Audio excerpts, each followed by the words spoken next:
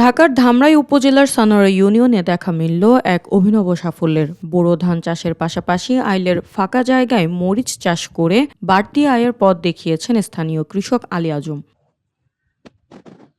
শোলধন এলাকার এই কৃষকের ধানক্ষেতের চারপাশের আইল এখন মরিচ গাছে ঠাসা। উপজেলা কৃষি অফিসের পার্টনার প্রকল্পের সহায়তায় এই সমন্বিত চাষ শুরু করেন আলী আজম এবং সিরাজ উদ্দিন। ফলনও হয়েছে বেশ আশানুরূপ।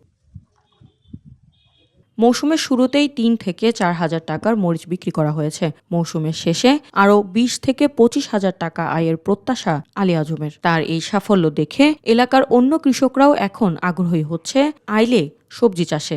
আমি বিভিন্ন সবজি চাষ করি এবং কৃষি অফিসারের পরামর্শে আমি আইল দিয়া মরিচ গাছ লাগাইছি এবং প্রতিদিন মরিচ তুলি এবং বিক্রি করি।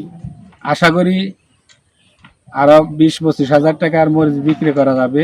উপজেলা কৃষি কর্মকর্তা আরিফুর রহমান জানান, জমির সর্বোচ্চ ব্যবহার নিশ্চিত করতেই কৃষকদের এভাবে উদ্বুদ্ধ করা হচ্ছে।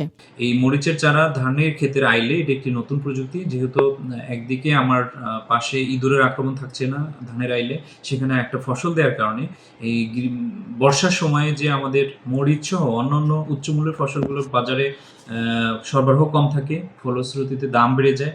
সেই দিকটা লক্ষ্য রেখে আগাম আমরা পরিকল্পনা করে এই চাষের মাধ্যমে আমাদের প্রণোদনার যে সবজি বীজ ছিল সেই বীজ দিয়ে এই চাষাবাদটা কৃষক করেছেন।